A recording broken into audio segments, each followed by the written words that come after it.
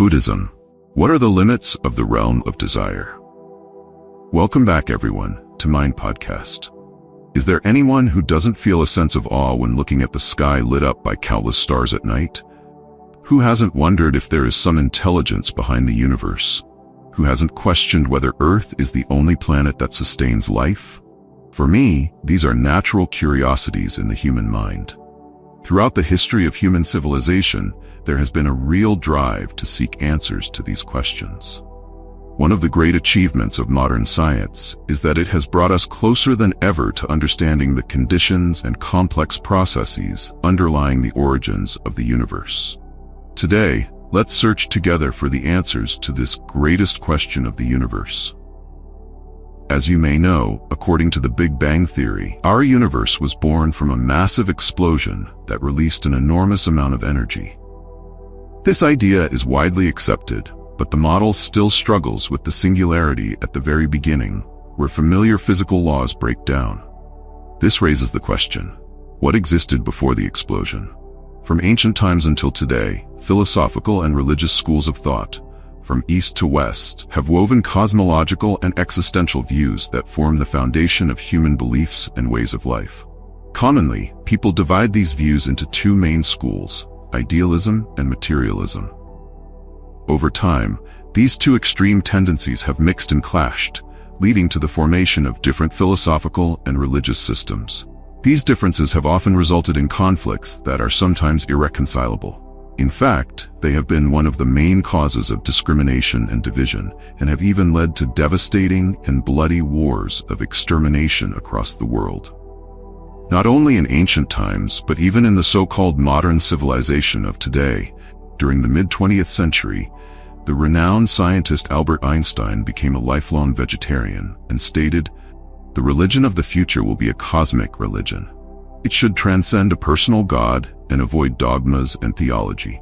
Covering both the natural and the spiritual, it should be based on a religious sense arising from the experience of all things, natural and spiritual, as a meaningful unity." Buddhism answers this description. He also emphasized that if any religion could meet the demands of modern science, that religion would be Buddhism. In 2008, the United Nations recognized Buddhism as the official religion of humanity and organized the Vesak celebration in Vietnam to commemorate the birth of Shakyamuni Buddha. All of this has raised urgent questions regarding the study and application of the profound meanings that Buddhism's cosmology and human philosophy bring to modern science. From our perspective today, we understand that this world includes the Earth revolving around the Sun, the solar system existing within the Milky Way existing within the system of galaxies, and countless galaxies moving and changing throughout the universe. Modern astronomy has discovered a vast number of black holes in the universe, estimated to be more numerous than the observable universe. This is the macroscopic view. On the microscopic level, there was a time when, with the discovery of the atom, it was believed that humanity had found the fundamental building block of matter. However, modern discoveries have dispelled this illusion by revealing the existence of leptons, quarks, antimatter, and multidimensional space. These findings have forced humanity to thoroughly reconsider its materialistic and pragmatic views. Other fields of science have also made discoveries beyond imagination. Of particular note is the field of modern psychology and psychoanalysis. In addition to applying hypnosis for treatment and delving into the subconscious and unconscious, hypnotists and psychoanalysts have taken patients back to childhood memories. Some have even taken hypnotized individuals back to previous lives, allowing them to know who they were before. These results have strongly challenged the notion that death is the end. The belief in reincarnation and the cycle of birth and death, once ridiculed, is now being seriously reconsidered by scientists. The law of cause and effect is no longer viewed through the dry, materialistic lens of syllogism. According to conventional logic, as in the formula H2 plus O equal H2O, when viewed from a broader perspective that includes both consciousness and matter, the Buddhist concepts of karma and rebirth have become a fundamental basis for scientists to apply and develop their research. In modern understanding, those who have explored Buddhism are often overwhelmed by the vast richness of its scriptures. including the sutras, Vinaya, discipline, and Abhidharma, philosophy. There have been different presentations of Buddhism's cosmology, but they share a common view that corresponds to the functioning of consciousness, where different worlds exist that are compatible with different levels of consciousness. Based on Buddhist scriptures, meditation masters, and scholars, we can present a model of the world as follows. The entire universe is divided into three realms: the desire realm, Kamaloka, the form realm, Rupaloka, and the formless realm, Arupa Loka. All beings within these three realms are still subject to the cycle of birth and death, samsara. However, beings who have accumulated sufficient merit will escape samsara, progressing from the 4 stages of sainthood to the bodhisattva stages, eventually attaining full enlightenment. It's also important to understand that in Buddhism, sentient beings refers not only to humans but to all sentient beings with consciousness, from tiny viruses to beings large enough to cover the sun, from visible to invisible beings, and from those in hell to the highest realms like the realm of neither perception nor non-perception, the highest formless realm. These beings exist in worlds that correspond to their consciousness. According to Buddhist teachings, sentient beings are born into different worlds based on the karma they have created, and they arise in 4 different ways. 1. From eggs, oviparous, known as Noensin. 2. From wounds, known as Taisin. 3. From moisture, known as Thapsin. And 4. Through spontaneous transformation, known as Hoasin. The 3 realms Triloka are presented as follows. According to the Sutra of the Great Nirvana, the Saha world is presided over by the Buddha as the sovereign of a vast realm known as the 3 realms, which includes 1. The desire realm, 2. The form realm, and 3. The formless realm. First is the desire realm, which consists of 4 types of desire. 1. Sexual desire, 2. The desire for beauty, 3. The desire for food, and 4. Lust. The form realm has 2 types of desire. 1. Emotional attachment, and 2. The desire for beauty. Lastly, the formless realm only has emotional attachment. In the desire realm, the 4 aforementioned desires are strong, while the perception of form is weak, hence the name desire realm. In the form realm, the perception of form is strong, while desire is weak, so it is called the form realm. In the formless realm, form is absent and desire is very weak, so it is called the formless realm. First is the desire realm. In the 3 realms, the desire realm belongs to the lower realm, known as the desire realm, because beings here are attached to 5 types of desires: sensual pleasure, wealth, fame, food, and sleep. The desire realm is also called the realm where the 5 types of beings live together: gods, humans, animals, hungry ghosts, and hell beings. The term mixed habitation means that within each category, other beings are intermingled. For example, in the realm of gods, there can also be animals and spirits, and in the human realm, there are animals, hungry ghosts, and hell beings. Generally, according to hierarchy, the desire realm consists of 3 main types: the lower beings, humans, and gods. The lower beings include 4 types: hell beings, animals, hungry ghosts, and asuras. The human realm includes beings living in the 4 continents: Jambudvipa, southern continent; Aparagodania, western continent; Purvaveda, eastern continent; and Uttarakuru, northern continent. Second is the form realm. Above the desire realm is the form realm. This realm lies in the middle of the 3 realms and consists of sentient beings and the physical world. It is called the form realm because beings here have transcended attachment to desires, and both their bodies and surroundings are composed of purified and dignified form. The form realm is divided into 18 different levels of heavens, from the 1st dhyana to the 4th dhyana. We will cover these levels in more detail in a separate video. Third is the formless realm. Above the form realm is the formless realm, the highest realm in the 3 realms. It is called the formless realm because beings here do not possess the physical form, rupa. Only the 4 aggregates of sensation, perception, mental formations, and consciousness remain. As there is no physical form, there is no manifestation of location or direction. Both past and future are seen as being fundamentally the same. However, in terms of their karmic results, there are 4 levels: the sphere of infinite space, the sphere of infinite consciousness, the sphere of nothingness, and the sphere of neither perception nor non-perception. These 4 levels do not have distinct higher or lower locations, but differ based on the degree of subtlety and magnitude of the karmic results that beings experience in these realms. The gods of the formless realm cannot be described, since this realm belongs to the formless dimension. Beings who cultivate Taoist practices often avoid noisy, chaotic environments, preferring peaceful and quiet places to calm their minds and gradually eliminate the 7 emotions and 6 desires. They refine essence into energy, refine energy into spirit, and refine spirit into emptiness. When successful, they achieve extraordinary results depending on the method they follow. Practitioners of Taoism are often categorized in this way. According to Buddhist understanding, these beings are the closest to Buddhism. Tibetan Vajrayana also identifies and includes another realm known as the intermediate state, Bardo, where consciousness resides after death and before rebirth into the various realms mentioned above.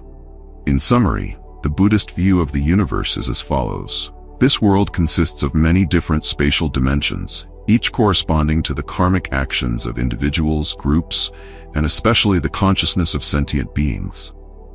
Humanity, as we know it, occupies one of these realms.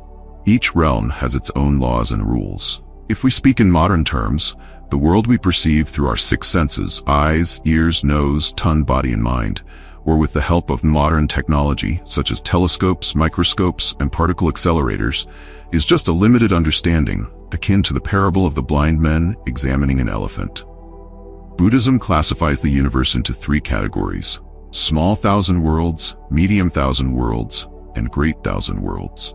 To clarify, the term thousand here refers to a vast number, not literally the heavens, deva, or gods. The universe contains countless great thousand worlds.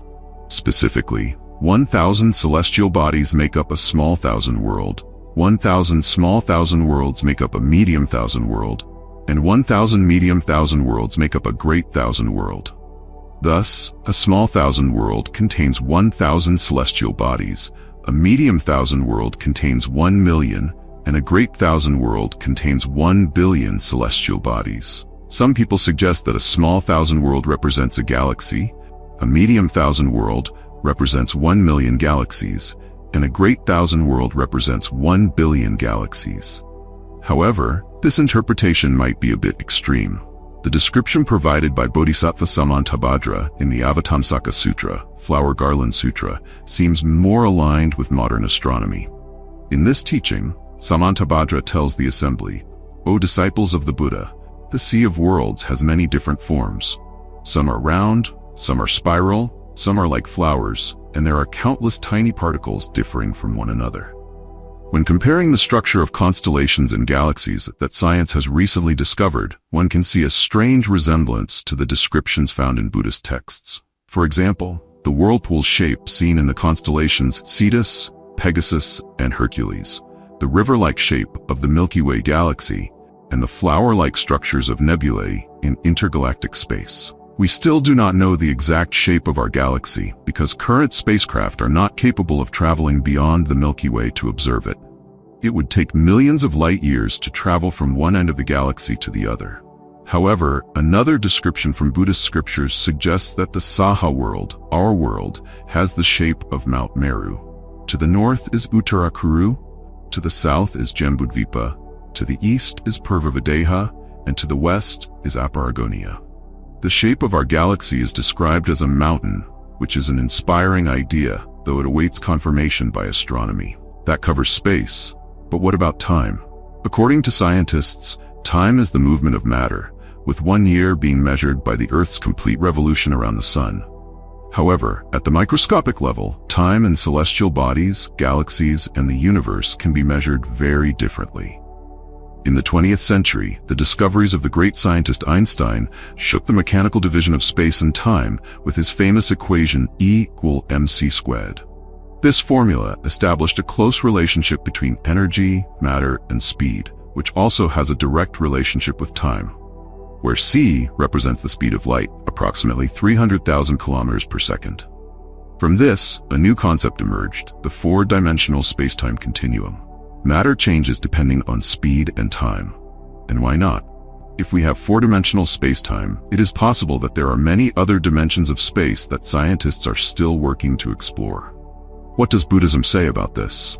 According to Buddhist classification, a small kalpa, aeon, lasts 1.6 million years, a medium kalpa lasts 336 million years, and a great kalpa lasts 1.34 billion years. In Buddhism, the universe constantly goes through cycles of formation, existence, destruction, and emptiness. Formation corresponds to the beginning of the universe, akin to the Big Bang. In modern terms, existence refers to galaxies, the Milky Way, and Earth newly forming, becoming a place for sentient beings with countless differences to appear according to the law of karma, rebirth, and evolution. Deterioration refers to an aging universe, where sentient beings enter what Buddhism calls the degenerate age. Destruction is the collapse of the universe, corresponding to the time when the sun has exhausted its energy, black holes appear, and sentient beings enter the phase known in Buddhism as the apocalyptic world. Buddhism often expresses space using phrases like 10 directions of the Buddhas, where 10 directions refers to the 8 cardinal directions, plus the direction above and the direction below, making 10. This is an accurate way to describe space, applicable to any point in the universe. Regarding time, the terms past, present, and future describe the state of time without beginning or end, analogous to negative infinity to positive infinity on the modern mathematical time axis. In modern physics, the present is considered to consist of half past and half future. Another way to express time, particularly in Zen and Vajrayana Buddhism, is that time consists of a single instant, kshana, equivalent to a tiny moment, and it also follows the cycle of formation, existence, deterioration, and destruction, but at an extremely rapid pace within the consciousness of each sentient being, similar to the waves of brain activity observed in EEGs. This is not abstract knowledge. We often say, one day in prison feels like 1,000 years outside. This clearly demonstrates how our consciousness determines everything. In other words, each of us has a different view of the universe, depending on our individual consciousness. According to the Abhidharma, Buddhist analysis of time, one snap of the fingers consists of 20 blinks. One blink contains 20 great thoughts, and each great thought consists of 90 small thoughts.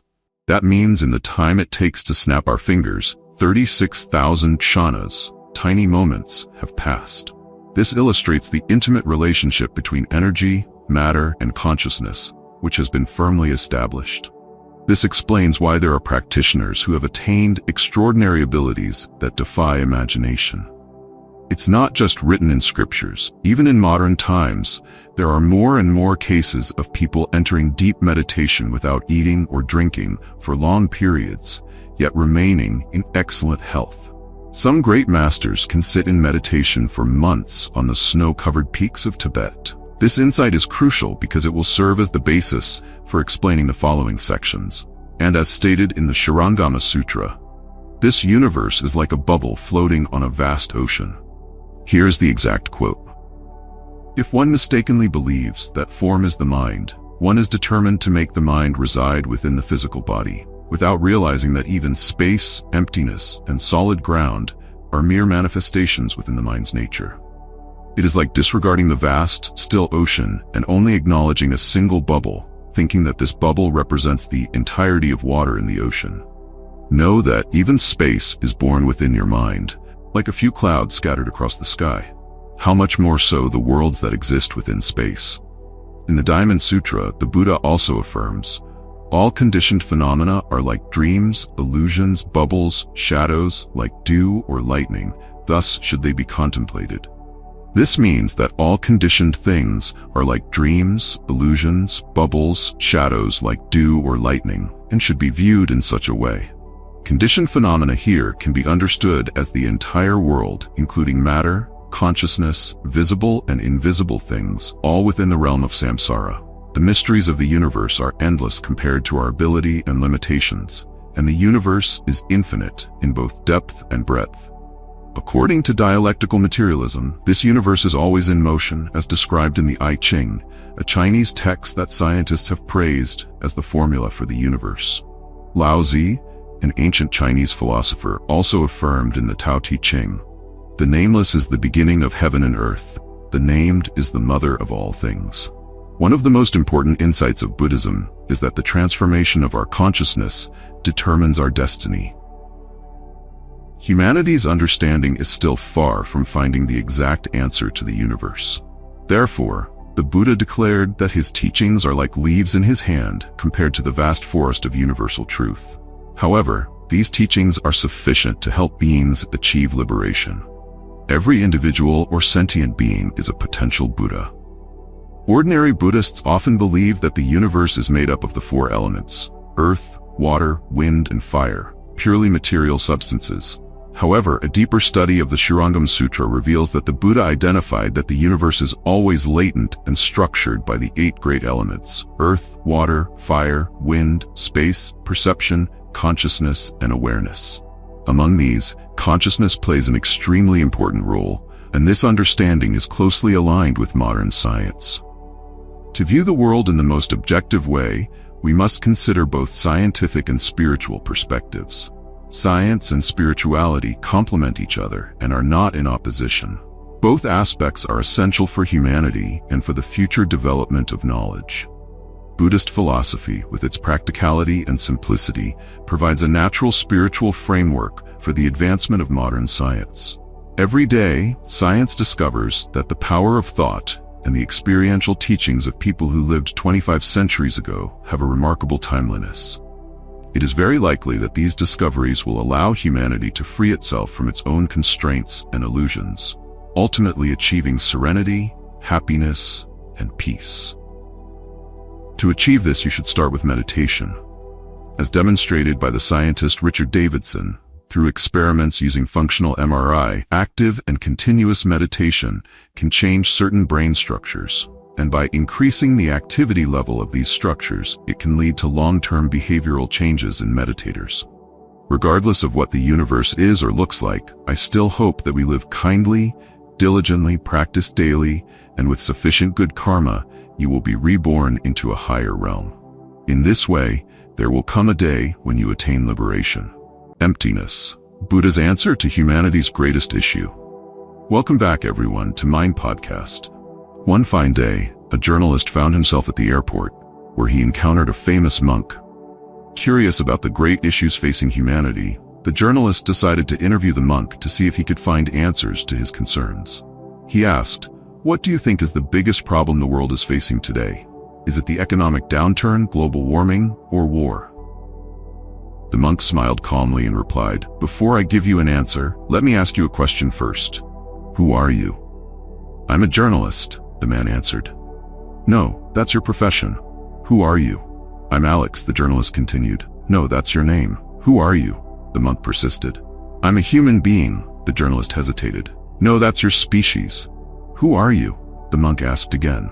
This exchange went on for a while until the young man finally gave in, saying, "All right, it seems I don't know who I am." The monk responded, "This is humanity's greatest problem. If you were asked, would you be able to answer this question? If not, don't skip this video, as it will help you understand emptiness and non-self, the most fundamental teachings that will bring you closer to Buddhism. In Buddhism, emptiness is one of the most important doctrines, though it has not yet been widely studied due to its depth and complexity. Although the concept of emptiness is familiar in Buddhist literature and has been discussed by figures like Cosmith Suzuki, the artist Untuan, and Thich Thien, it remains one of the most misunderstood teachings. Therefore, studying emptiness is essential not only to understand Buddhist philosophy, but also to access the core values of the Buddhist system of thought. First and foremost, the concept of emptiness in Buddhist philosophy is closely related to the notion of non-being, yet it is far from simple. Many people do not fully grasp its profound teachings about dependent origination, non-self, and impermanence. This lack of understanding leads them to equate emptiness with the simplistic idea of nothingness. In this sense, nothingness is often understood as merely the absence of existence, in contrast to the presence of something.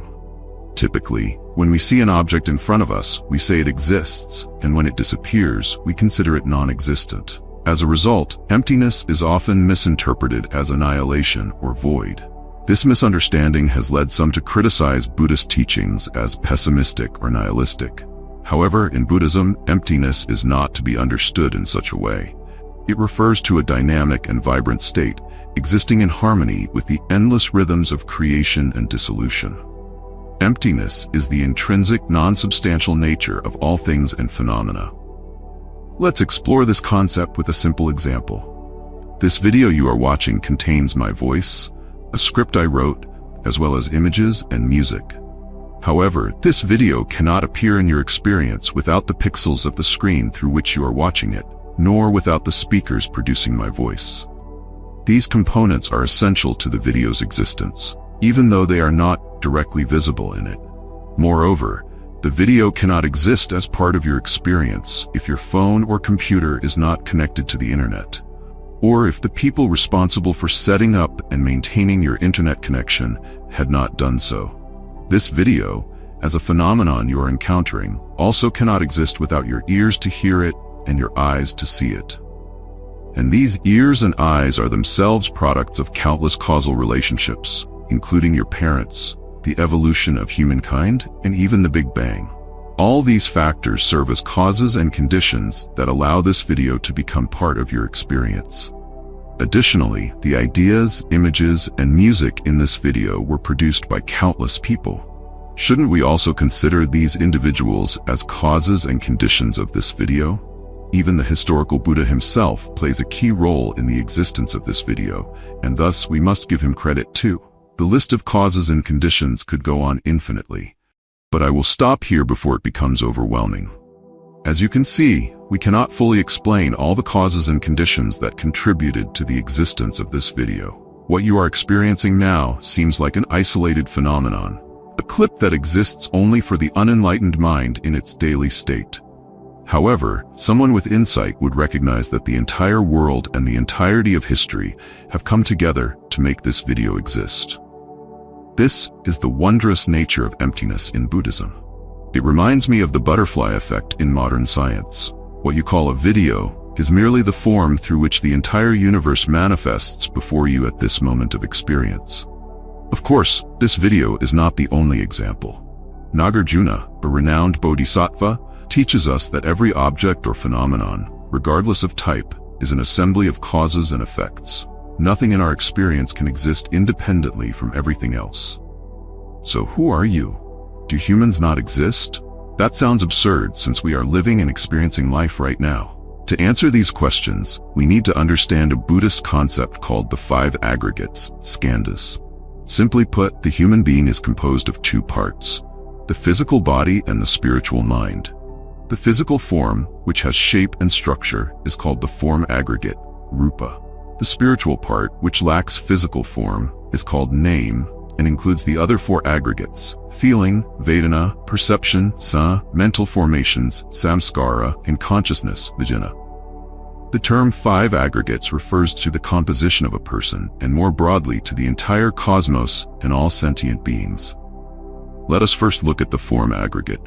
In Buddhism, form refers to physical matter, meaning the tangible aspects of our bodies, known as the 4 elements, earth, water, wind, and fire, coming together to create the body. Second is the feeling aggregate. It refers to sensations, often called emotions or feelings. Pleasant sensations are known as pleasant feelings, vedana sukha. Painful sensations are called unpleasant feelings, vedana dukkha. Neutral sensations are referred to as neutral feelings, vedana upeksha, which are neither pleasant nor unpleasant. Thus, our feeling aggregate has only 3 states: 1. Suffering, dukkha; 2. Happiness, sukha; 3. Neutrality, upeksha. For example, waking up in the morning and seeing the sun is very beautiful. We breathe and feel refreshed. This is pleasant sensation.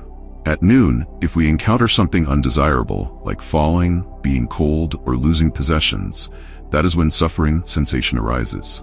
In the evening, after having dinner, we feel neither happy nor sad. This is called neutral sensation. Regardless of how we feel emotionally, all sensations can be categorized into these 3 types. The third aggregate is perception. This refers to our perceptions, thoughts, and ideas, which influence nearly every aspect of our mental life. Whatever we remember, think, or imagine falls under this aggregate. The fourth is the mental formation. This refers to the operations within our mind, such as love, hatred, anger, or frustration. These mental formations also stimulate the perception aggregate, producing thoughts that respond to sensory objects. The fifth aggregate is consciousness. It is the ability to recognize and distinguish through the senses, known as the sixth sense faculties. These include our eyes, ears, nose, tongue, body, and mind. For example, the eyes can distinguish between colors like green, red, purple, yellow, white, or black, as well as between high and low objects. The ears can discern sounds or vibrations at different frequencies. This is called auditory consciousness. Similarly, the other faculties, such as the tongue, body, and mind, have their respective consciousnesses that allow them to perceive and differentiate. In the Sutra of the Eight Awakenings, the Buddha teaches that the five aggregates are non-self. This means that the five aggregates that make up the body and mind do not contain a self. Non-self means there is no I or me. This concept is very difficult to grasp because we clearly feel that we can walk with our legs, hold things with our hands, and experience joy and sorrow. We recognize colors like green, red, purple, and yellow. So why does the Buddha assert that these five aggregates are not me or mine? Firstly, regarding the aggregate of form, we mistakenly believe that this body is truly ours. But in reality, this body is formed by the combination of the four elements: earth, water, wind, and fire. When these elements deteriorate, the body also deteriorates. Thus, this body is not mine because I cannot control it.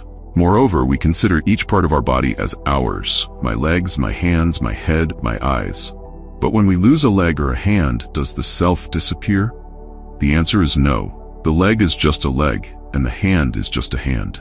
Losing a leg or a hand does not mean that the self is lost.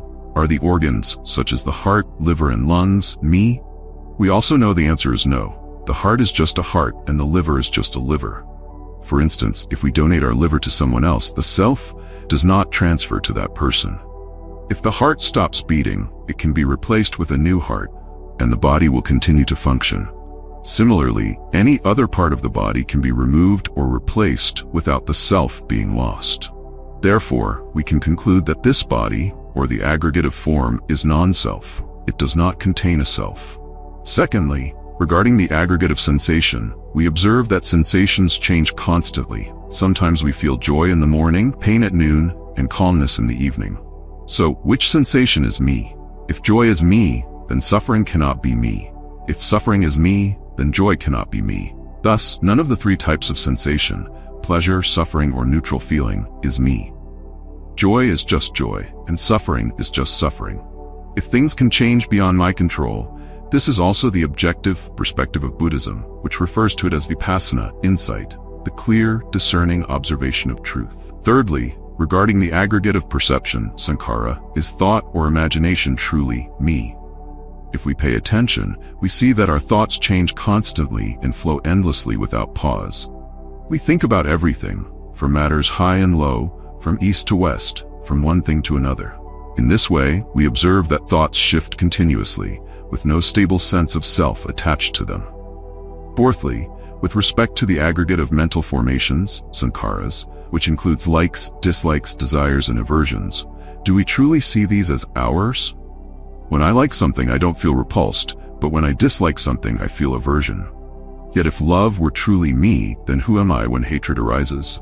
When we are happy, we believe, I am happy. But when we are sad, do we not also believe, I am sad? Since mental formations constantly change, they cannot be identified as me. Fifth, in relation to the aggregate of consciousness, vijnana, consciousness refers to our ability to recognize and distinguish things. However, our recognition shifts with different circumstances. In a cheerful situation, we feel joy and excitement, while in conflict, we feel sorrow and distress. Therefore, this awareness cannot be considered me, as I do not have full control over it. Thus, through analyzing the aggregates of form, rupa, sensation, vedana, perception, sankhara, mental formations, sankharas, and consciousness, vijnana, we find no fixed self in any of them.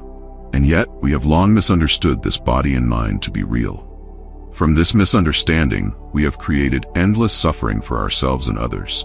We are familiar with Sophia, the intelligent robot, who has been programmed with vast amounts of data. She can answer any question asked of her and exhibits a full range of emotions, such as happiness, sadness, anger, and affection. She speaks of love and behaves as if she were human. At such a level of intelligence and responsiveness, we might believe that this robot possesses a soul or an inner self. However, we know for certain that she is merely a machine without any true self within. Similarly, when we observe ourselves, we see that our bodies function like machines. We believe there is a self within our bodies, but when we carefully examine and analyze, we discover that no such self exists. This is the unique insight that Buddhism offers. For so long, we have been living with the illusion of self. However, those who practice the Dharma will clearly realize the truth in what the Buddha taught. There is no self within this body.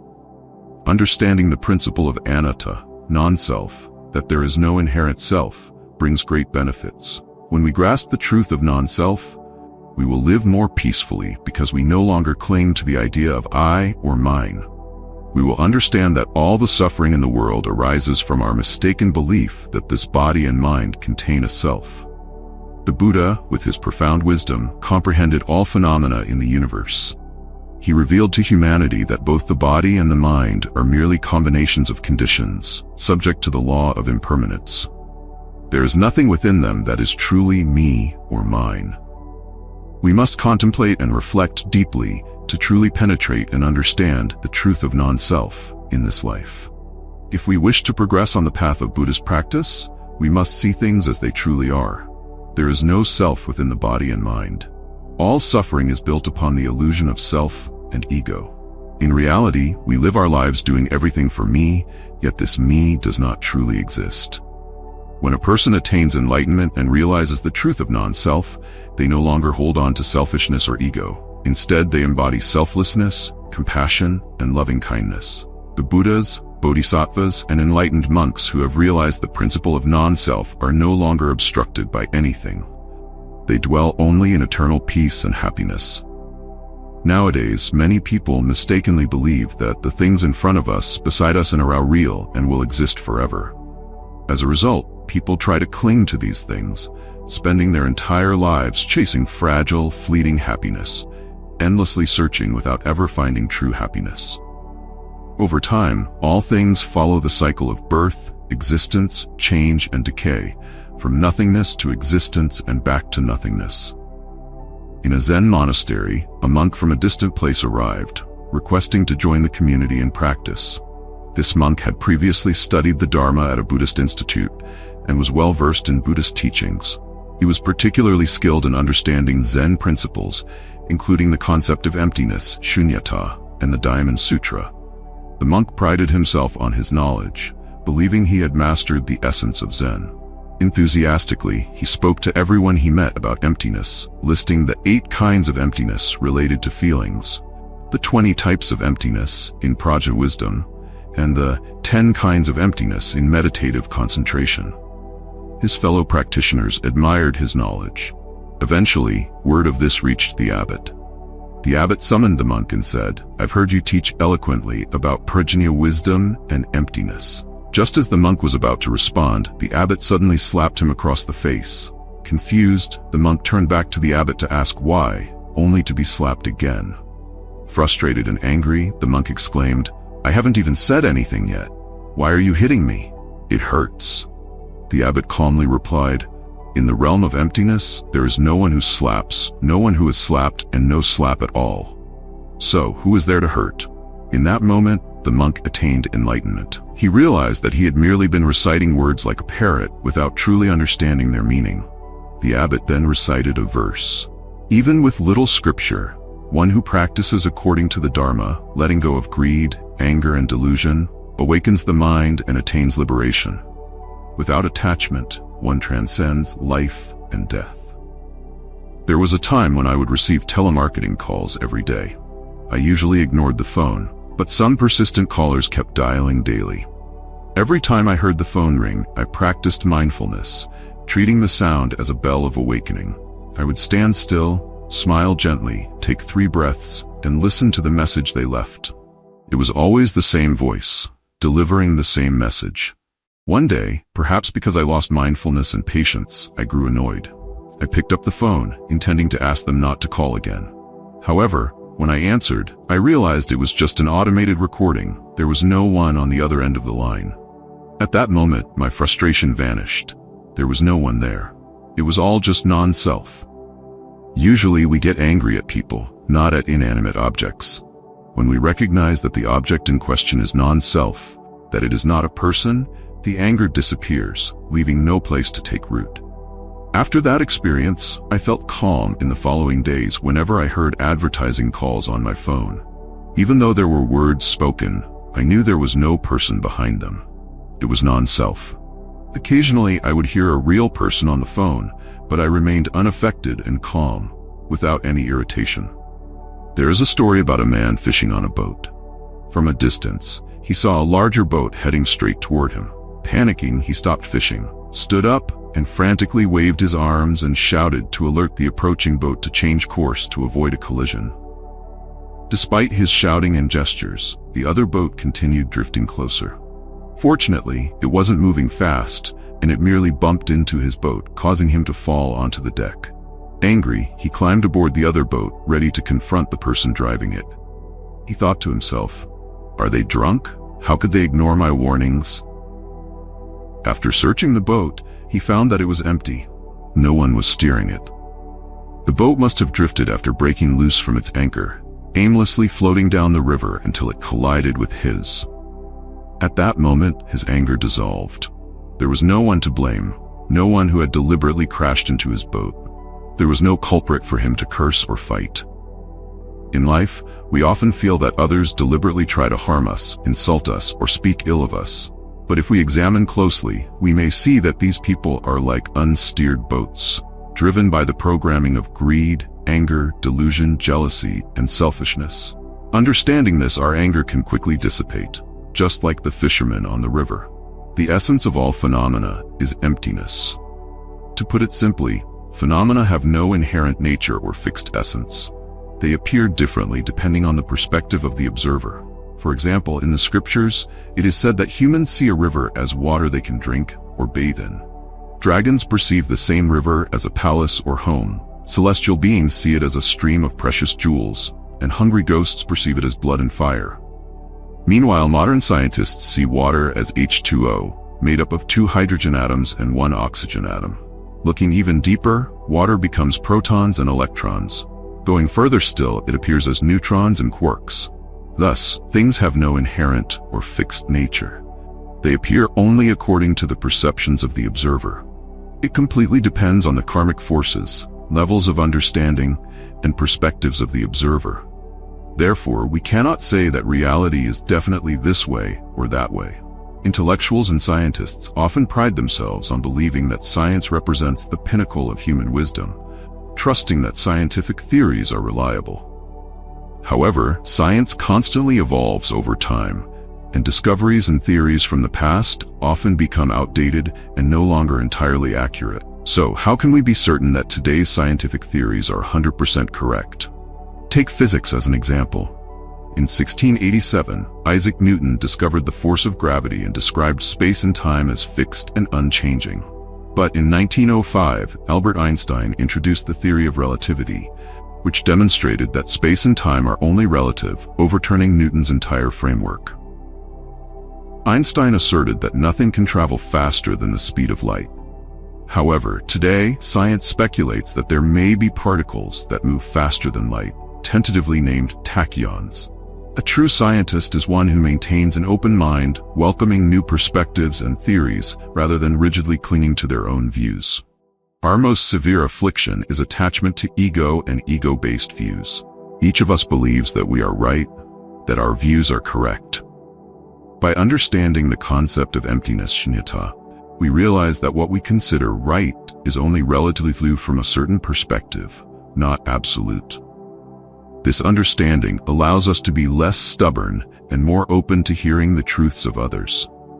Through this video, I hope you can gain some understanding of emptiness and non-self, anatta, providing you with solid tools on your path of spiritual practice. Final truth of the Buddha. Listening to each day will help you eliminate worries and troubles. This is my final teaching. Light the lamp of your own selves. Be the lamp of your own selves.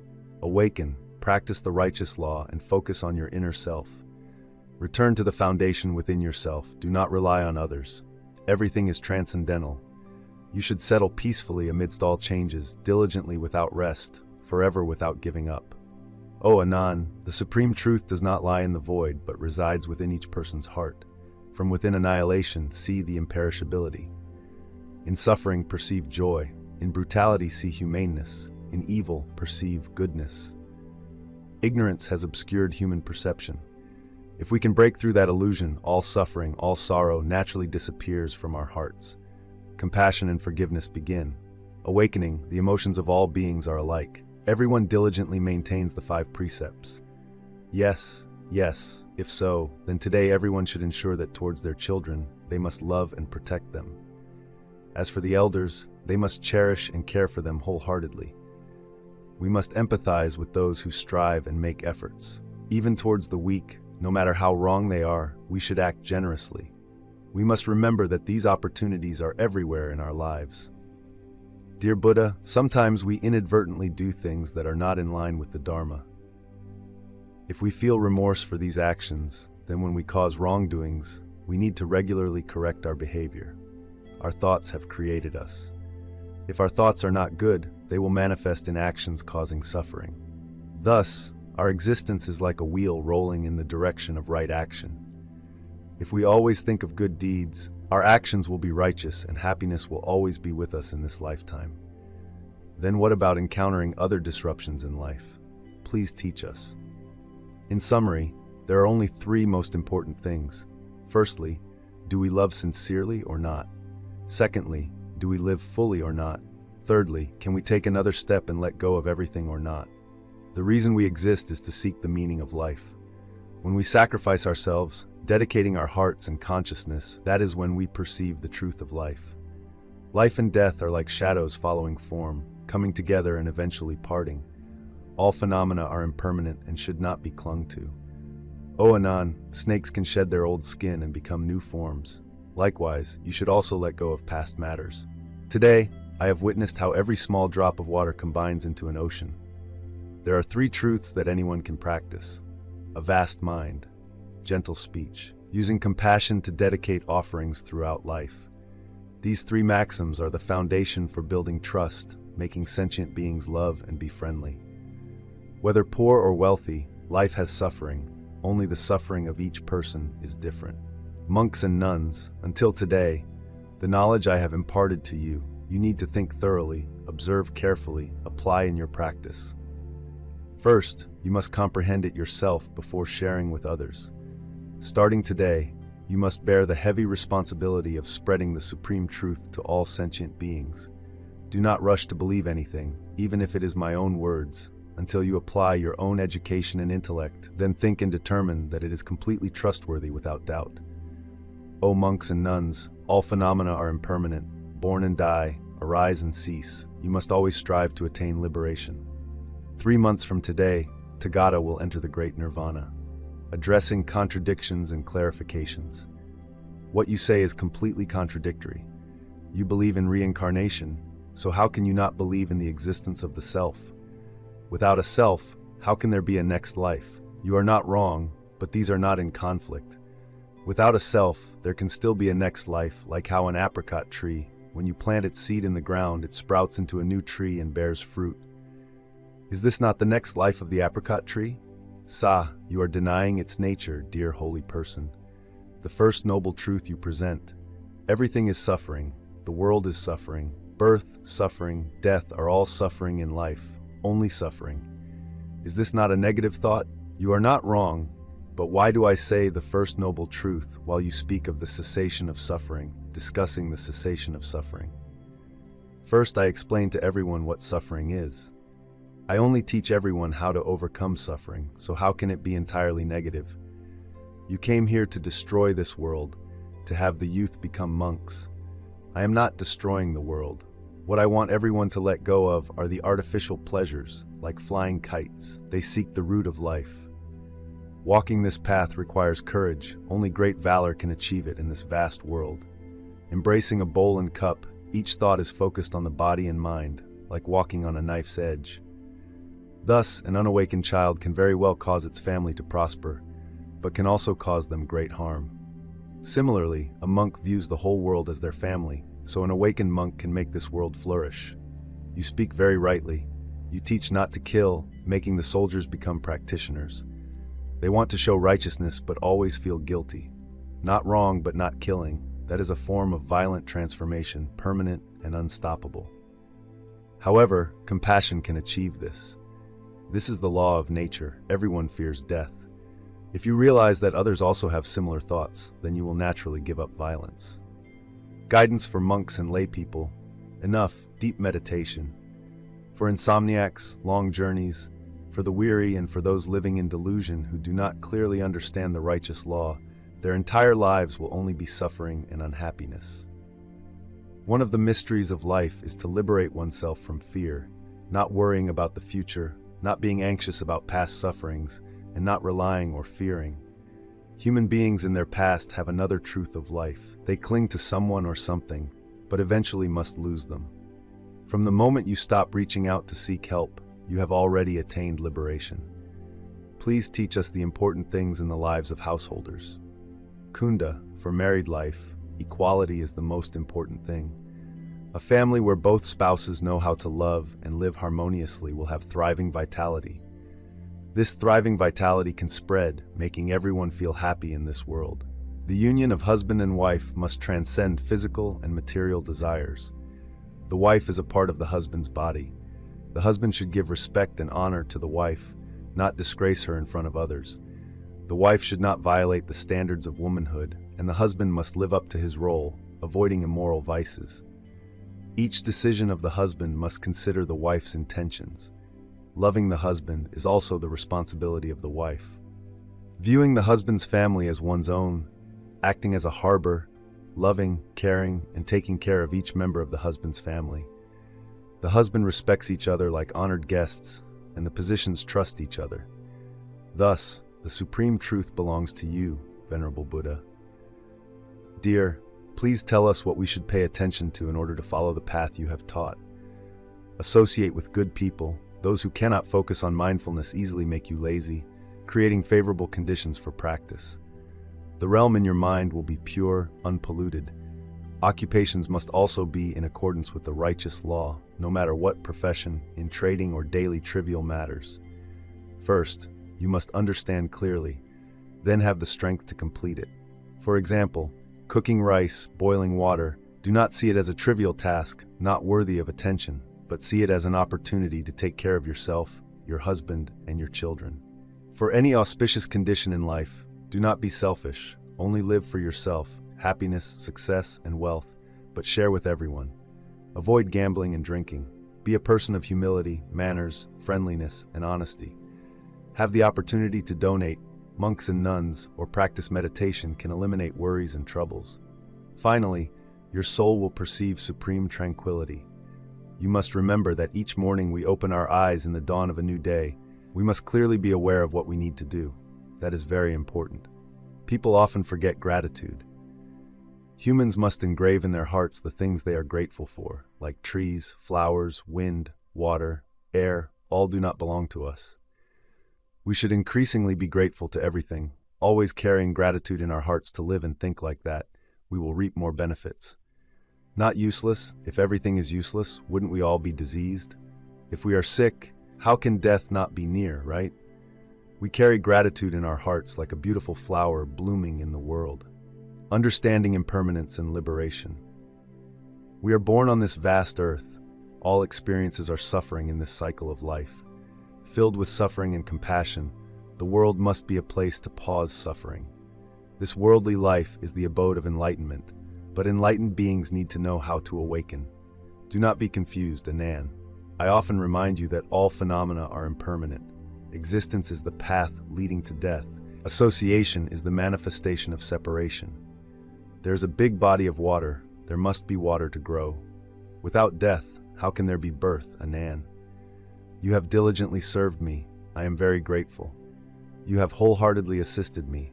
You have many admirable qualities, but you can still go further, strive more to overcome the cycle of birth and death.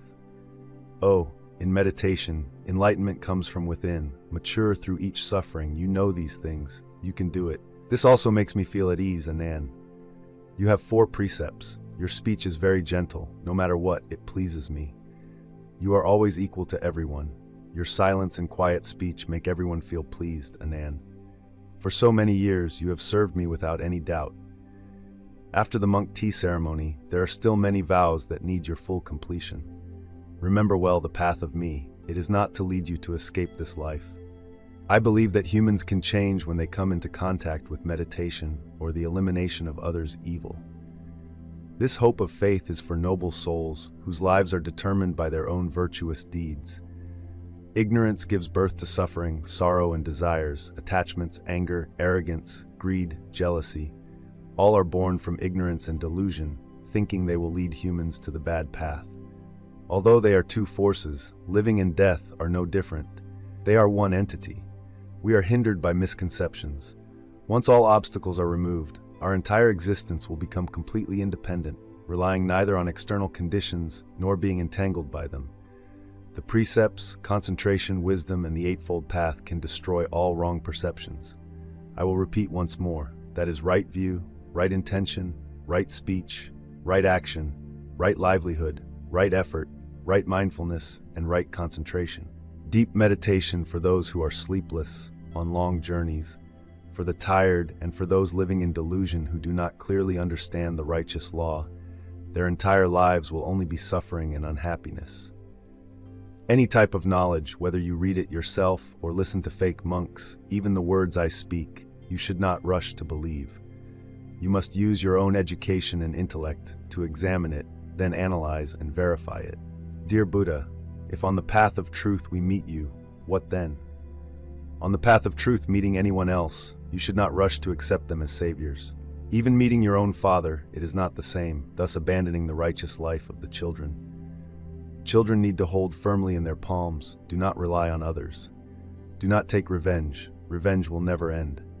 Bringing love to dissolve hate is the fundamental principle. There are 3 things that are absolutely never overshadowed: the sun, the moon, and truth. The truth never gets buried. If all these things are done correctly by Master Datta, then for the need of liberation, of course, extremely intensely, if Master Devadatta is born with a heart of shame, then internally he will endure all probing and more desire to escape from this suffering. Just as before, Angulimala could resurrect as Ahimsaka, then one must trust the Datta. Humans want to transform first. They need to be self-aware. If we talk about unfortunate things, they can only be counted on 10 fingers, but good deeds can be as many as 100 fingers. If our ancestors have ever caused mistakes, sown bad seeds, then their remaining years will naturally be like those pebbles, sinking deep to the bottom of the water, while those who do good deeds are like oil floating on the surface. The karma sown does not only stay in the body of this life, but also in many lives of reincarnation. They must bear the karmic consequences they have caused. The body of this life is not only for this life. After this body is destroyed, it still rests in the cycle of rebirth in the ocean of samsara. Whatever karma you sow, you reap it. Language is like a sharp knife. It kills people invisibly. Dear Buddha, when blooming all over the bed, fragrant aroma, the teacher preaching, the teacher maintaining the precepts are also drawn here by your fragrance. These teachers wish to repent to you. All problems have been resolved satisfactorily. We are waiting for your permission to allow the 2 teachers into the monastery. Teacher Molana, teacher should let them go. The 2 teachers have dishonored this Bhakta, Anan. Remember, never think you have been dishonored by Bhakdukte Ton.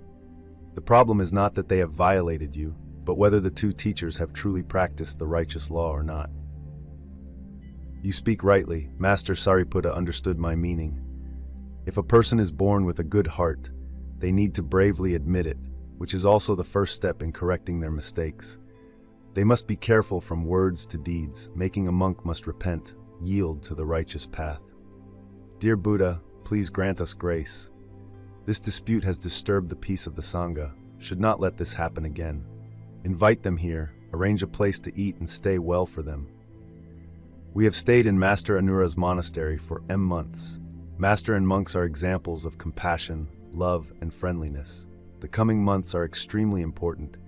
I have seen in the distant future, then father, sons opposing each other, brothers hating each other, husbands and wives in disharmony, houses burning down, and all sorts of illegal things appearing one after another. People harming each other because of ethnicity, language, and faith, continuously destroying each other. This is the cause of division. Living in harmony thanks to the enlightenment of everyone, but humanity must do what to bring love, eliminate discrimination, see each other as brothers and sisters. We need to set a precedent in that era.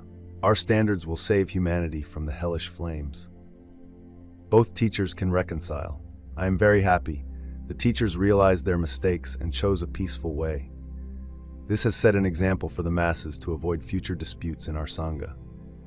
We will establish additional rules called the Law to End Disputes. Teacher Anand will clearly present these 7 points for the teachers to listen to. Teachers need to remember, doubt in the heart is the grave disease. It divides human affection like a poisonous medicine that kills friendship. It is also like sharp thorns piercing the bones.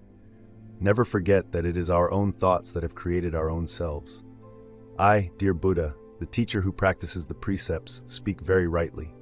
In the past, indeed, I was arrogant, conceited. Everything the teacher says is not wrong. In my heart, I was very jealous of Master Dear Buddha in this matter. I also have faults, please Tayton, forgive us. Please Tayton, for us, we are only pointing out the path to follow, while for the practice, still have to rely on ourselves. Teachers, like a spider slowly spinning, threads forming a beautiful web. This natural world creates all things in the world. That beauty is extremely infinite. When our hearts have desires, we all believe that if achieved, it must be very happy. But when dreams become reality, our hearts are empty. Do you know why? No, desires are like dreaming of something. Once achieved, it means that the dream we have waited for all these years no longer has the grip of life like water flowing through a rock. Therefore, human life is not certain at all, right? Yes, forget about the illusory desires of the world. Forget about your life and death, because it does not bring you any benefits. Even if you fear the disappearance of this life, first deny its existence, then find an ego hidden inside. How many people in the world have to suffer because of their material life, poverty, lack, endure all sorts of injustice? Many people suffer spiritually. When you want to jump into the deep well, why not pay attention to the beautiful scenery in front? Everything is transient, even the final joy is suffering. Therefore, you must maintain the middle way like this. You will see the true nature of things and perceive infinite peace. Now, we often see and only extract the faults of others. We need scriptures and scholars to help them cleanse their faults, like offering and sacrifices, for example. But we affirm that the cause of all sins is ourselves.